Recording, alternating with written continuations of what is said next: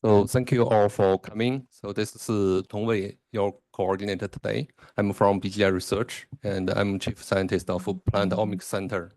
And today we'll have two segments. So the first will be our director from BGI Research, Dr. Xu Xun, will give a science talk.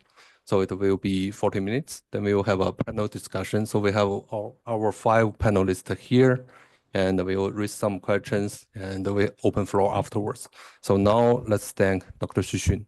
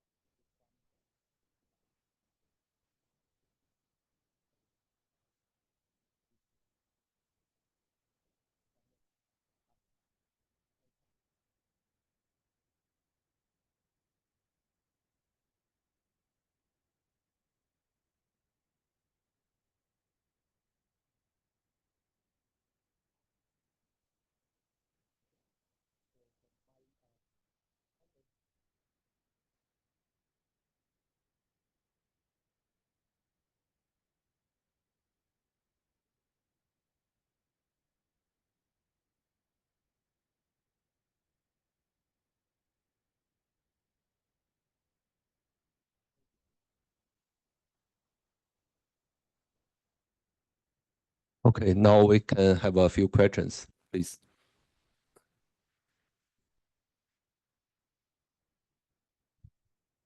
Okay, do you have a mic? All right. Thank you for the nice presentation. I was so much interested with the soil biofilms. How good is it? How easy is it to maintain it every season? Moment has been introduced into the soil, and how sustainable is it? Yeah. Yes. So we only doing like a one times, and then later, like years after years, it retains. The reason is because we actually are able to change the sandy into a environment that can able to like suitable for example, microbiome to staying on it. And there's a lot of like organic materials are staying on it. And every year when this plant, like after one season, all these like plant root tissues are staying in this soil, and so it's making itself to be a more like a stable systems. So we actually we observe that for almost like more than 3 to 4 years, it still keep the same. So we don't have to mix with our film again. Yeah. So I think we not only now apply to in the desert in China, but we are now also introduced to the Saudi right now. Yeah. Yes. Yes, thank you very much for your presentation. I'm a livestock geneticist, so I work for the International Livestock Research Institute, so I'm not a crops person. But I was wondering, what's the justification to make a perennial rice in the current climate that you are living, where basically from one year to the others, you can have dramatic change in climatic parameter. So by planting perennial rice, for example, are we not losing the flexibility of changing one accession to the others depending of climatic model? Thank you. Yeah, that's a very good views on climate change. So we actually looking on the climate change to how they are impacts in the crop productions. So although I agree that we should have changed different sessions to suitable different climate, different weather, for example. But the reason there's a science paper recently published showing you that the big impact by the climate change is microbiome. So that's why we actually consistently observed the microbiome in the perennial rice root microbiomes. And we actually adding additional microbiome to further to help to stabilize its productions. So we believe that the microbiome is one of the key factors that fighting against climate change. But I do agree that in different situations it's different because different the strengths or different crops is another way to fight against. Okay, thank you.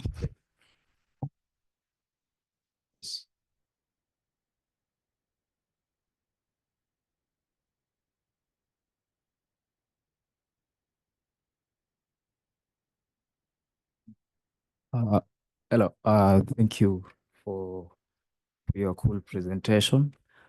My question is on genome surveillance for climate resilience.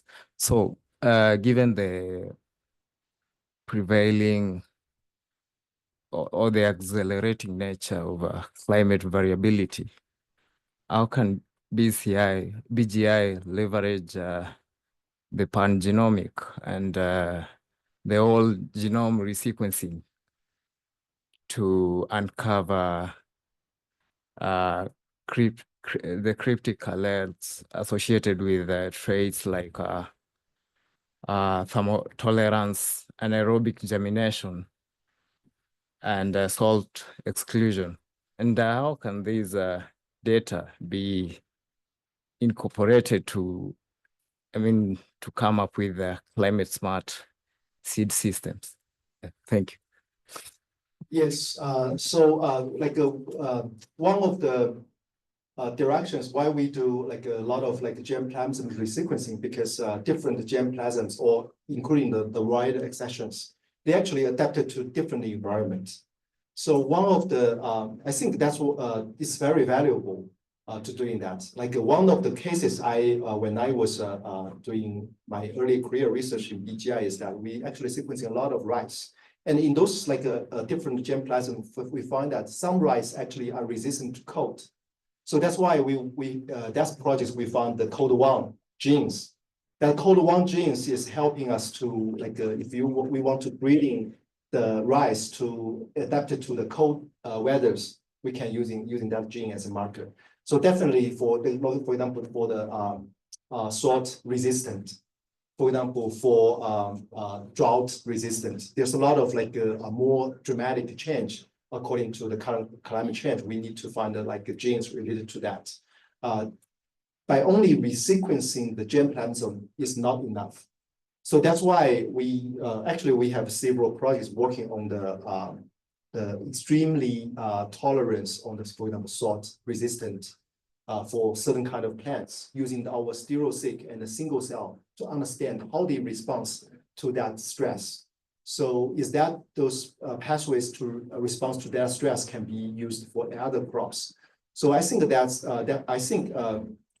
to able to find out solutions to respond to the climate change, we have to not only understand the biodiversity, but we also have to understand the biological pathways that responds to those like extreme stress. Yeah. Maybe one more question before. Thank you. Just a quick one. Thanks for the presentation. On the perennial corn, I just had a couple ones. Could you mention again, I think you said something on the yields that you were seeing, and also in those cases, do you partner with seed companies for developing that, or is it, do you take that R&D process from start to finish? Yeah, I think it's the biomass, not the corn. Yeah. So because it's mainly focused on the animal feeding purpose, not for the crops, not for the grain. The premier rice, I think the most of this company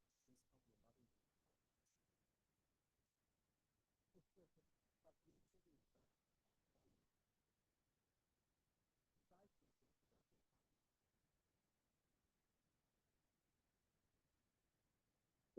Like lack of enough labor, or for example, in the rice like terrace fields, is if you like regrow every year, there's a lot of like soil losing every year.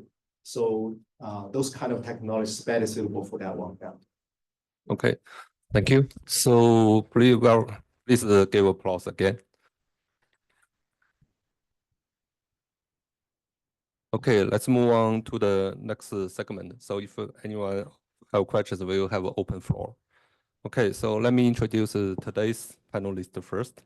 So the first one is Dr. Fan Shenggen, who is Integrated Partner Board member, and he's also former Director General of International Food Policy Research Institute, and he is a chair professor at China Agricultural University. Please welcome.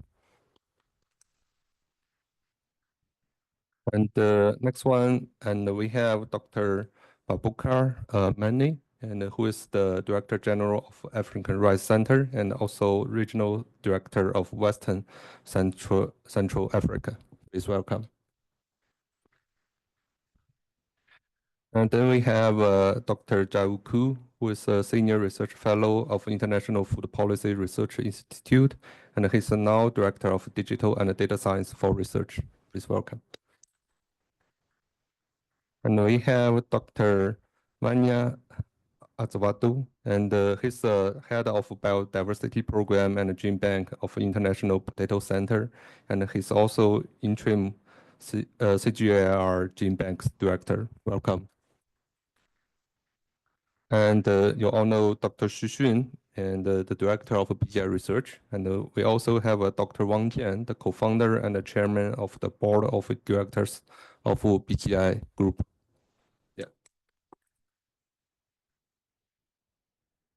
Okay, so I just start off with questions.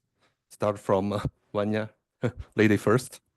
Okay, so my first question is CGIAR probably holds one of the largest collection of the worldwide, especially many important crop and animal germplasm.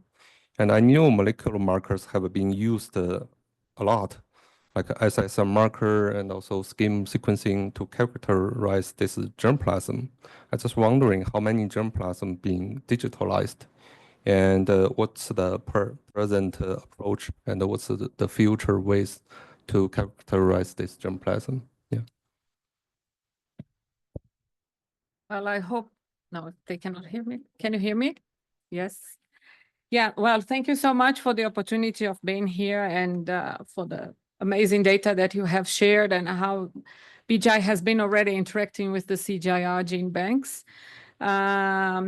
I think there is still a lot to do. We have more than 700,000 accessions in our gene banks, and we are really looking forward for people to really use them more. And if we don't have good data associated to that, and if the data is really not user-friendly and accessible to users, and it's just in the scientists' computers, we will not get there. So, well, not only with BGI, but with multiple partners and internally in the CG, we have been doing as much as we can of data generation, because this is where lies the diversity of these accessions. And if we don't know what they have, it doesn't matter if we have 10 or 100,000 or 700,000 accessions, if we don't know what they are carrying with them. So we can accelerate the research, the breeding, and support the farmers on what they need. So our approach as a group is to really be able to continue generating this data, making it available, but also at the same time remembering that we are holding this collection for the international community, and we have a responsibility with them. The CGIAR gene banks are public goods. They originally belong to the countries where these materials were collected. We report to them annually at the International Treaty and the Commission of Genetic Resources. So it is highly important to us that we are able to assure the linkage back to the germplasm of the data that we generate, because that's how we show we are useful, right? That the gene banks are being used, that they are relevant, that the community knows that these public goods are causing an impact in agriculture and ultimately at the farmers, because these are the ones that we are trying to help. And that we can get out of the natural speech that we have had for so many years that, well, gene banks are so important, we are conserving this for the future, but only 1% or 2% of it is used. We know that that's not true. We saw the numbers of how many accessions are being studied. And every impact study that we do, we can show that this germplasm is being used somehow. So from the perspective of the gene banks, we really want to be able to have that good data well captured by all of us. I'm also talking about us as gene bank managers, as CGIAR, to show that these public goods are really being able to be used and impact the lives of the farmers lately. So to have this data well documented and accessed by users globally to fulfill our role as CGIAR to help end hunger and malnutrition is where we want to see our gene banks impacting more and more. And partnership, because we cannot do that alone. We have a lot. It's cheap, but not cheap for 700,000 accessions. And that's where partnering with national systems globally, even private sector and other actors is highly relevant to us. Thank you. Okay, thank you. So my next question is to Dr. Badukar. So we all know African rice has done tremendous work in rice breeding and outreach in Africa, and reducing poverty and eliminating hunger. So yeah, my question is quite straightforward. So what do you think of perennial rice, and especially the potential to cultivating or breeding perennial rice varieties in Africa? Thank you. Thank you very much for the question. But before I answer the question, I want to thank the BGI colleagues for sharing definitely the very good output from the research that BGI has been doing. because for all of us who have been working in the breeding field, we've all been very much impressed by the success and the progress in breeding that BGI has been able to achieve, especially in the rice for the rice crop. So definitely, I'm very glad to really see the tremendous achievement that have been made, not only in basic research, but actually applied research, where we have seen the products coming out of such applications of our genomics. So when we talk about perennial rice, I'm very glad there was a question raised earlier by the colleague from ILRI, why perennial rice, looking at the present climate change scenario.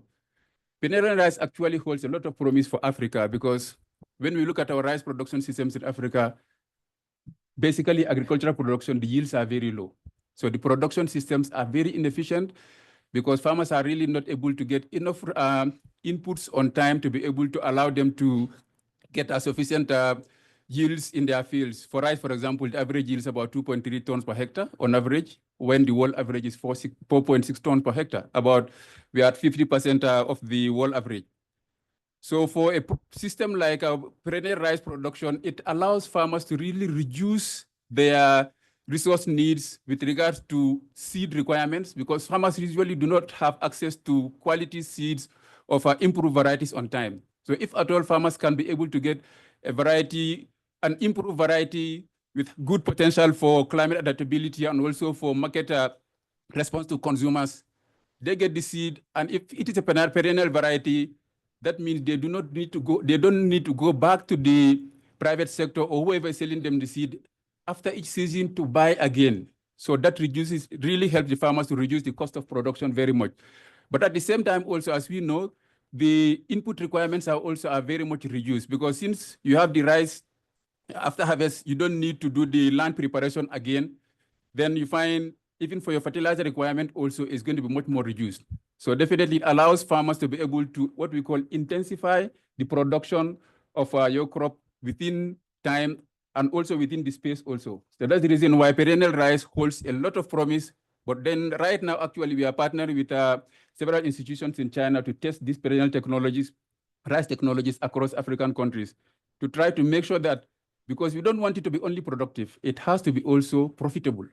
So right now we are working also with the economists to look at the different models that we can use to make sure that perennial rice production systems can be more productive, but at the same time also much more economically beneficial to African farmers.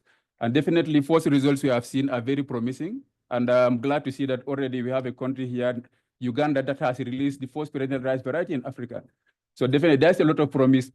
Like I'm saying, we are trying to confirm the technology across several other countries, and we hope that we will be able to find the good combination of the variety together with the management practices that can allow farmers to be able to exploit this technology to allow them to boost their yields, but at the same time, maintaining the cost low.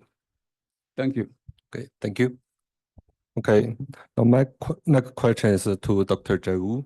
So we all know that the CGIAR just launched this research portfolio for the next 6 years, and the data transformation is one of the major pillars. So I know Dr. Ismail will officially announce the portfolio tomorrow, but today could you just give us some spoiler, like explain a little bit of the roadmap of this AI and the big data transformation, please? Okay, thank you. So I'm not a genomic scientist or anything like that, but I have been fascinated by the advancement in this field.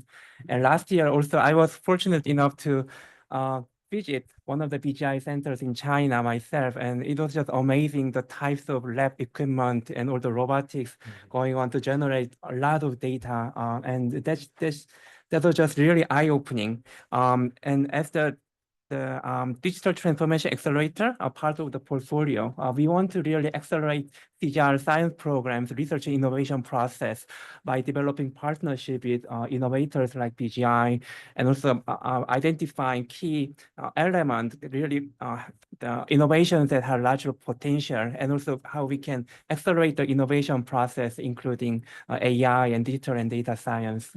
Like for example, we have been working with Vanya and GeneBank team to see how we can accelerate kind of gene bank staff interaction with farmers and seed companies, local countries and local economy, so that we can reduce the interaction, taking months of time with a lot of back and forth email to identify suitable seed that can be replaced by simple chatbot interaction, the AI-enabled chatbot interaction to really radically reduce the time it takes to find the right seed. So the digital transformation accelerators are the research portfolio or activities will be really defined together with with science programs and partner programs to identify where and how digital technologies and AI can really reduce the time. So the key performance indicator of accelerator is how much time and how much support we can bring. So I mean, this kind of a partnership between GenBank and for example, BGI will be exactly something we would love to support. Okay, thank you. Okay, so my next question will to Dr. Xu Xun. And I know BGI working on different like cutting edge technology and research. And I think here we just mentioned this biofertilizer will have a great promise in the future. And could you elaborate on this? We also publish a deep sea microbiome.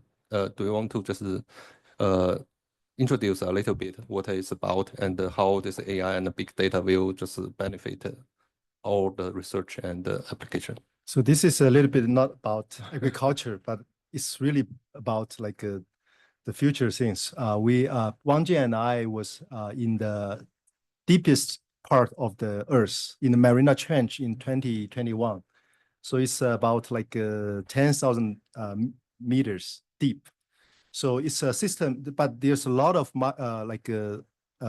it's actually very active ecosystems. They have like fish, shrimp, like sea cucumbers, sea stars, and a lot of microbiome in the bottom of the Mariana Trench. So we want to ask a question: why these systems are able to sustainable? So without sunlight, how they can like that high density of living organisms in their systems. So we sequence all of them, and we published special issues on Cell last month. There's 4 papers describe different, including the macroorganisms, but including microorganisms. So the key things is we found that those different living organisms are actually able to end fighting against the stress using the common pathways we are living in the standard environment, but they actually use it in different ways. So although which means they are using the same gene set, the genome and the gene setting up, but they using in different ways. So this really giving us like a lot of like potentials to thinking about the what we call the boundaries of life, what kind of like a stress the lives can facing on.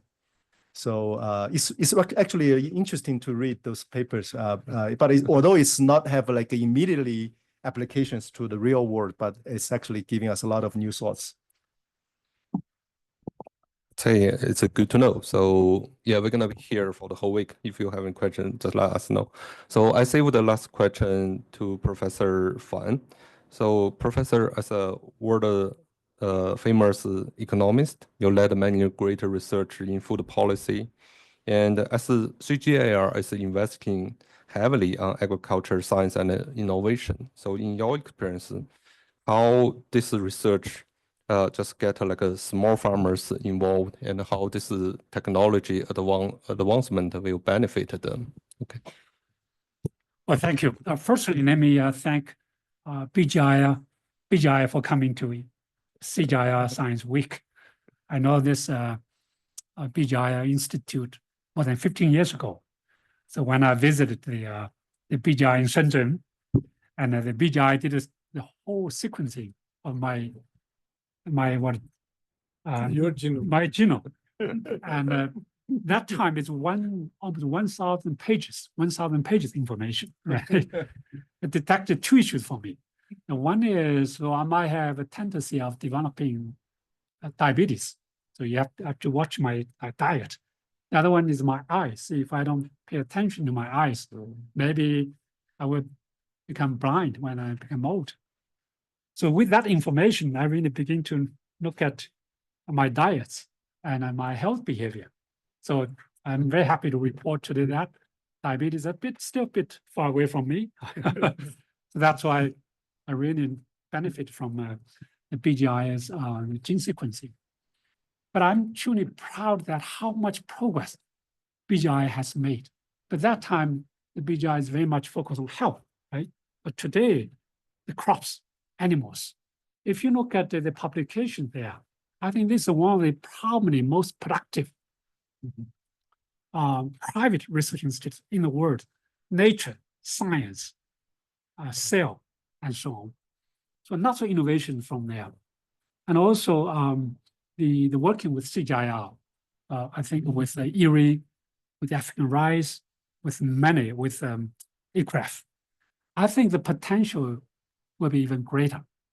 So as the BGI is working along the whole sort of a lifespan of our human being, new babies, or even before we are born, until we are very old.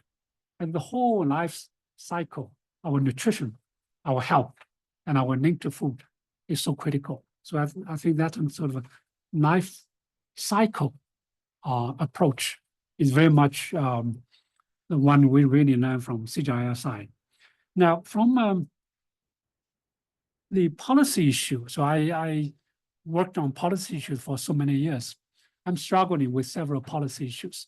The one is how these wonderful technologies will be able to be used by the society. So the interface between science and policy is very weak. We know that anti-GMO or anti-anything. Right now, in terms of breeding, we're talking about version 5. The first phase is basic selection. The second phase is hybrid. The third is molecular. And then the fourth, maybe gene editing. But version 5 is a design, is a creation of the variety by drawing the different traits from all kinds of your gene sequencing. So that creation. But can the society be able to use that sort of technologies for our benefits? So this is a big policy issue. So I think as IPRI, we must work together to make sure that we remove some of the hurdles. So that's one thing. Then the smallholders, yes, absolutely. So how this technology will be able to benefit smallholders? I think Prano rice is a very good example. Baboka mentioned that where we're doing some experiments in Uganda, in Nigeria, to make sure that smallholders will be able to, you said the income, right? Well, you can do it, but whether they will be able to make a profit from that. I mean, this is so critical. And also, whether these technologies can reduce the price so that the smallholders will be able to afford affordability issues. I mean, this is exactly CGIAR should really work on, because towards the end of the day, we make sure that smallholders will be able to access to these technologies to make sure that all consumers will be able to afford healthy and nutritious foods. So as a CGIAR integrated board member, I think the collaboration with China is so critical. As I recall, I joined CGIAR in 1995, 40 years ago. And that time, the China really learned quite a bit from CGIAR, IRI, CIMMYT, even IPRI.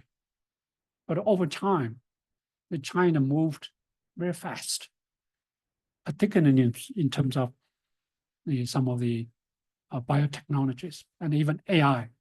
I think combining AI and biotechnology will really accelerate the progress in our breeding, in our nutrition, or even in our nutrition and health work.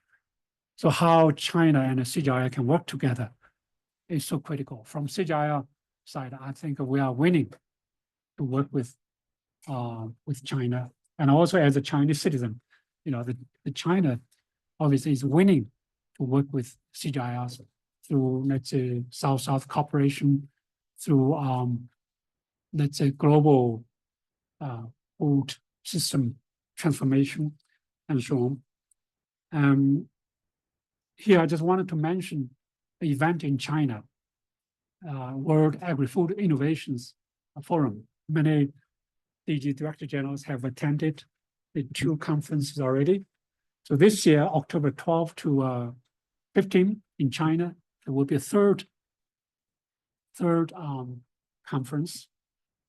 And then we really wanted to focus on that's innovations, so Agri-Food Innovation Forum. And we hope that this forum will play as a platform to bring science, bring policy, bring even private sectors. I think the beauty is the private sector. I think last year we had 5,000 participants. Many of them are the private sector companies from China and outside of China. So we really hope you can join us. And I think this sort of interface between science, policy, business, and the citizen will be so critical for us to move forward, to make sure that in the next 30, 50 years, we'll continue to produce healthy, nutritious, and sustainable foods. So sustainability is very critical. So I wanted to thank the chair. I mean, he's very humble. You know, he actually played a huge role in setting up this company in 1990, right? And so he's really our model, and he has climbed to the average mount in Himalayas, 800 meters tall, right? Tallest. And then he also went to the deep sea, more than 10,000 below the sea level, right? You mentioned about that, what, 2 or 3 years ago? Yes, so very high, very tall. I mean, but meantime, he's very humble. So really, thank you for coming. And we are really looking forward to working with BGI and many others. Thank you. Okay, thank you. Okay, just remind me, save the last question for Dr. Wang Jian. So what would you like to see as a co-founder of BGI about this agriculture science and this big data and AI in the future? Dr. Wang Jian. Okay. Thank you guys so much for attending this meeting. Actually, I was a medical doctor for many years, but I never forgot the bitter past. The early 60s, there's a big disaster in China. People are hungry and lots of people died or whatever. I was in the small villages. I always remember that time. So, and then early 90s, we joined the Human Genome Project. It's for the medical purpose, for the human health. And then later on, we figured out that Genome Project also very useful for the agricultures. So we create our agriculture divisions under 171. 171. Yeah. 7 is now it's a rising star in China. We started the agriculture things. We'll see that. So right now we are focused on the two things. It's a human health and the longevity. Another one is the earths and the plants, animals, health, and also longevity. Because the genome, the DNA, it's all this basic logical, it's the same. So right now we are really focused on the genetic disease and rare disease. We formed a global consortium to work together. The goal is to erase or prevent all this serious genetic disease and make it a real disease, not real again. But we figure out all this technology, the ideas, the logical, it's the same with the plants. For the human side, we're looking for the bad genes. For the breedings, we're looking for the good genes and the SNPs. So especially in those days, we switched from bioinformatics to the AI, artificial intelligence. Now we really try to switch to the biointelligence. We think there's a little bit different with artificial intelligence. We want the real intelligence, the biointelligence.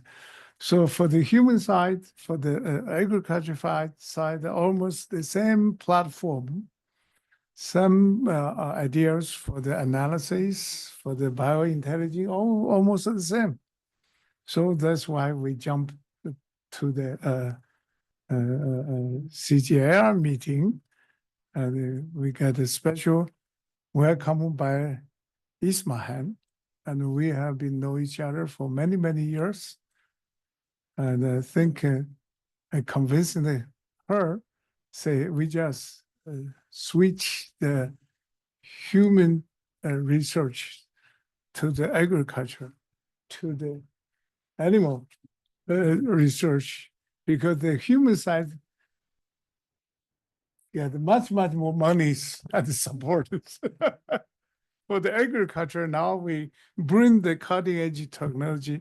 So we try to work with CGIAR, all the global scientists together to bring the agriculture science to catch up with the medicine. And we have those common platform and ideas and technologies. So why not just catch up side by side? Even we can compete with them. Even we can, there's lots of ecological issues in the plants, animals, it's much easier to quickly break through. And the human, all this medical research, they use animal models and switch up data to the humans, take a long, long time. But we have all these models, so we can quickly to catch up. This is why we just had a meeting with the CGIAR's the top manager teams. We promise we're going to build to transfer all this human research technology to the agriculture field. And Ismail wants to set as 3 platforms. One's for Africa, one's for the Asia, one's for the Latin America. So it's so good opportunity for us. So we are not join this team. We are not asking for the money. We don't touch people's data. So we have been working with almost 100 countries for the human health since we never touch people's data and the privacy, all this kind of data security issues. So we don't have this kind of problems right now. In the agricultures, we're going to do the same thing. We help people and the seeds, the gene plasma, come from which countries. The data will stay there. And I have no idea if you want the opening, the data and sharing with globally is CG's decisions. We just hard work, just like farmers work in the field to produce the data. If you want us to do some analysis, we just do it.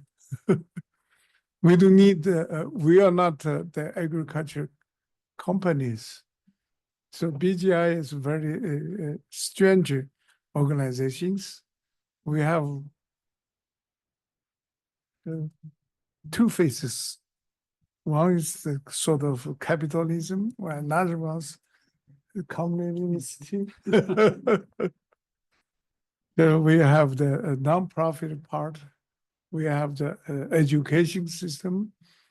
And this year we are going to have 2,000 master and PhD students studying in BGI. And we also work with Indonesia to have an open master PhD program. So everyone was welcomed to join our open research education system. And then we have the basic research institute.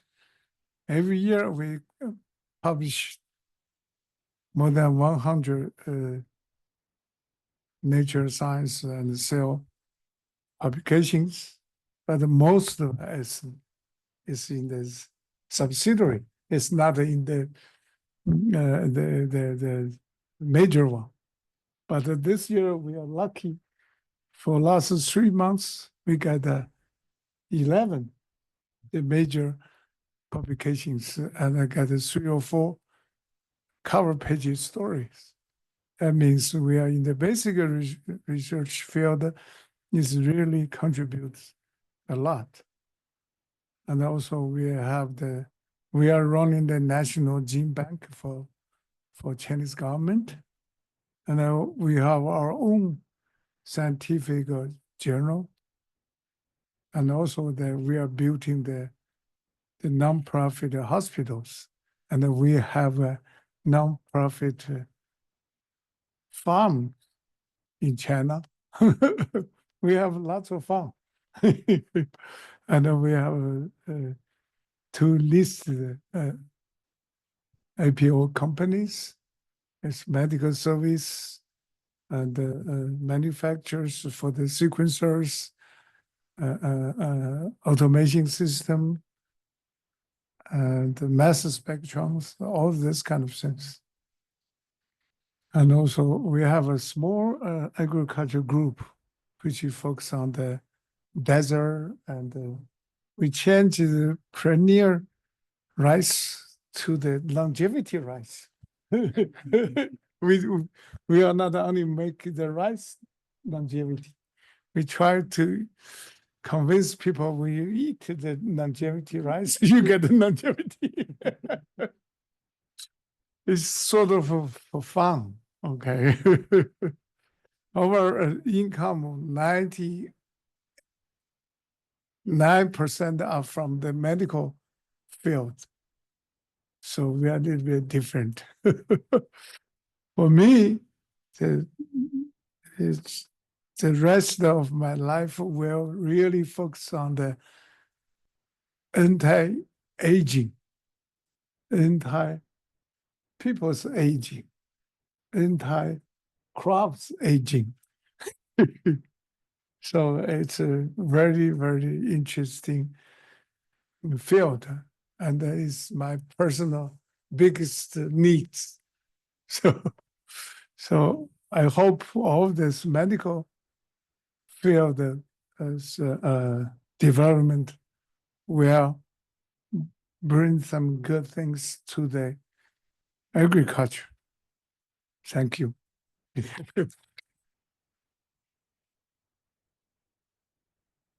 Now we have 15 minutes, and we have open floor. So if any have question, please raise your hand.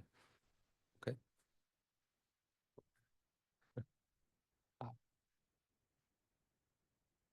If you have a mic, you can just turn on. Okay. Hello. Hi. I just have 2 questions. One for Dr. Bubaka concerning the perennial rice. As you know, the goal of the CG Center is to promote breeding. And the essence of breeding is to advance genetic gains, meaning that new varieties are to be better than old varieties. How do you foresee the perennial rice impacting the adoption of new varieties, particularly, and what can we do to mitigate that?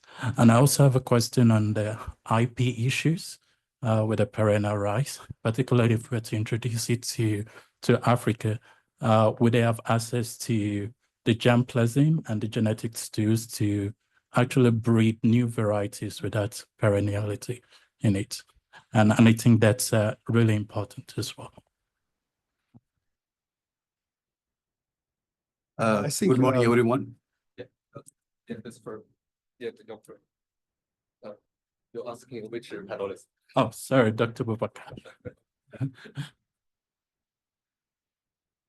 Okay, thank you for the good question. Actually, perennial rice is supposed to be a new technology because presently, as you might know, most of our agricultural crops the dominant varieties are old varieties, either old varieties or traditional varieties that have never been improved. So when actually we are going to be introducing the perennial technology into rice, that technology is going to be put in the background of the latest varieties. That's basically what we are trying to do now. So then when do we get the perennial variety now released with good characteristics for adaptability to the growing environment and also response to the consumers? We are going to continue the breeding because, as you know, breeding is a dynamic process because the environment is changing always. And when you talk about perenniality, it's not like you are going to be growing the rice forever. Usually you have to look into the, like I mentioned, the profitability. Usually sometimes in certain production systems, after 2-3 harvests, you need to change the system because after every harvest of the perennial crop, the yield goes down. So that's the reason why you have to see how economically beneficial will it be to maintain your perennial rice, maybe after only 2 harvests or after 3 or after 4. So after that, normally it goes within maximum, within 2 years cycle, you need to change and plant again. But all the same within that period, usually you can have a lot of gain that you can realize. So then definitely that would not have anything to do with the adoption of the new varieties. That's going to be challenged, of course, by other systems. As you know, there are other issues that really challenge the adoption of a new variety, but not because it's a perennial variety or not. So and then when it comes to the IP issues, of course, they are usually for the CG, all the technologies we are developing, the priority as what we call global public goods. Particularly small-scale farmers, you want them to be able to get access to the technologies free of charge. But of course, when it comes to the private sector, it's a different story. You want them to really be supporting the breeding effort for, at least for sustainability. So then when you link sometimes the private sector with the small-scale producers, usually the cost of the seeds, the improved varieties, be it perennial or whatever, is going to be borne by the private sector.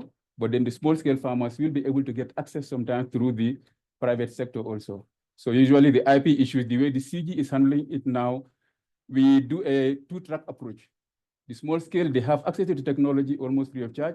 And then the private sector, usually they need to pay for it. Thank you. Okay, thank you. Good morning, everyone. I am Kalimuthu Sindil Kumar, agronomist from Africa Rice.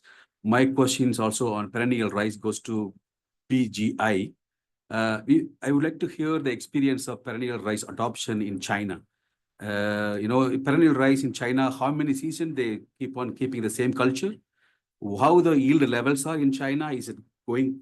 We have been doing this research in Africa. We are getting variable results based on the country. How was it in China? The yields are going down over season. How many seasons you are keeping the perennial rice in China? And what is the adoption rate of the perennial rice in China? How many hectares, how many farmers are using perennial rice currently? Over to you. So the longest one, the field trial is more than 9 years. So it's more than 20 seasons has been applied. And our observations, because that one was in the Yunnan, so we didn't see any significant reduce on the yield season after season. So, but in some locations, we see this reducing in the yield. That's why we later found out the reason is because maybe because of the soil is a little bit changed according to before. So that's why we're using different microbiome to further to improve the soil to bring back the yield. So the current adoptions in China, because it's in the very early stage, right now we only have more than 1,000 hectares applied in China. Thank you. Also, the seeds company hates us. The seeds company hate us. I want to add one thing here. China is mostly in the northern part of the globe. So for plant or rice, usually you need tropical climate. So you can produce rice constantly.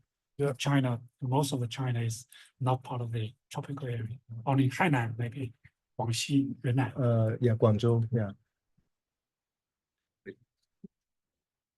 Good morning, everyone. So my name is Wan, and I'm pathologist from Erie, Philippines.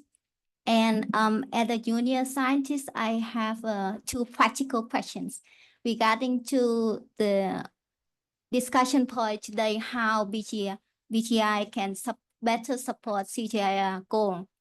So as a service providers, we could consider that two ways. As a service provider, does BGI have an offer for CGIAR scientists to sequence their samples? I mean, it's cheap, but think of thousands of samples and even metagenomics, that costs a lot too.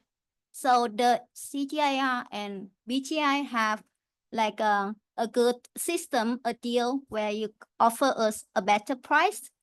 So second question is, as we considering BGI as a partner for co-development of new innovation or translating of some of this technology to apply and answer the big real world questions. So do we have avenues for that kind of partnership? Do we have funding opportunities? How can we work with you to apply some of this technology? For example, the whole genome-based approach for microbiome mining on AI tool for development of biofertilizer. Does those methods already being established, and can we translate and use that? And if we would like that, what is the avenues for that kind of partnership? Thank you. Thank you. So for your first questions, this is one of the discussions happening this week is we want to think about to build up, to support CGIAR to build up technology centers to support all these activities, research activities in the CGIAR. So I think that one, we hope that one can support all these researchers, not only in one place, but also all these different institutes in the CGIAR. We hope this is could be not only benefits on the cost, but also benefits on the flexibility of the platforms, because we build the platforms for CGIAR, so it's better suitable for their purpose. And it's also not only limited to the sequencing platform, but also for the bioinformatics and the AI tools. We hope it's kind of like total package. So for the second question, I think it's a little bit challenge because the research, how we can translate research into the real fields, and how we can focus on the real fields problems to find out the solvable the solutions. It's always a challenge. So that's why as Wang Jian mentioned, that for BGI, so our strength is the platform and the technology. But the real question has been really asked by the breeders and the scientists. And we are not experts in the real fields. So that's why we have to build up the relationship and partnerships, how we can have a more smooth collaborations. Yeah. Okay, we can have two more questions. Yes, thank you very much, BGI, for the nice presentation. My name is Samuel Nganga. I work at SECAT Africa. It's a genotyping platform that was established through ERI CGI in 2016. So we've been providing genotyping services. So my question really is on technology transfer. and facilitation of these cutting-edge technologies to African researchers. How can BGI reduce the cost of sequencing? And you mentioned about establishing another platform establishing a platform to offer these services. It's very good to establish a platform, but also the cost of these sequencers, like for example, we've had sequencers from Illumina, which is about $1 million equipment being placed in most of this institute, and it only goes for 2 years or 3 years. And the issue of we don't have this funding as researchers in Africa. So how do you come together and maybe help CGIAR system and the people who are benefiting from this in terms of a cheap, maybe $1 per sample for sequencing? For us as having run this operation like for almost 7 years as a young team, I'm just saying this because our team actually comprises of below 35 years old. And we really need to capacity build African researchers in terms of providing these technologies and also transfers of the technology. Thank you. Yeah, so I think that's why in the sequencing field, as you already observed that the cost is going down much faster than before. Right now, for example, we are now finished the sequencing almost like 1 million individual genomes in China. But if you want to finish like 1 million individual human genomes, so the cost is right now is already like cost effective or it's affordable. So which means I think in the agriculture fields, like sequencing for different strains should not cost that much. So and also for the instruments. So that's why BGI's role is like make the technology like accessible and affordable. So I don't think it's that far from like $1 one sample. Although right now it's still very challenging because right now the cost is mainly come from, for example, sample prep, like data analysis. Not majority is now not really from the sequencing reagent part. So, but if we do really able to build up the very high throughput platforms, those sample prep cost can significantly reduce, and the sample data analysis can significantly reduce. So that's why currently, if you're using the commercial service, or if you build up like a small throughput platforms, the cost is definitely very high because the overhead is high. But if you have like really have a center that can generate, for example, 1 million strains resequencing every year, so like each sample cost is significantly reduced. So we have to consider about like size issues, and then that's the way we can significantly reduce the cost and increased efficiency. Last question. Good morning. Thank you very much for this amazing presentation. I'm Prem Minraban. I'm the DDG at Africa Rice with Dr. Pabukar.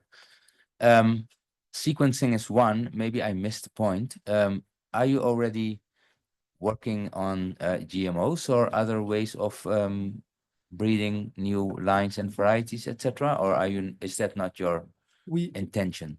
We actually build up automated platforms for the gene editing processing. So including the tissue culture, like phenotyping and selections, and also genotyping. So it's automated platforms. So we are not really working on the using the GMO to do the new varieties, not BGI's like efforts and focus. We mainly focused on the technology platforms.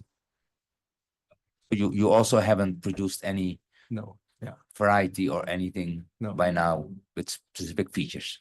No. Okay. Yeah, due to the time limit, we probably need to close this session. So you're welcome to talk to our representative in our BGI booth. So let's just thank our panelists again, and thank you, everyone.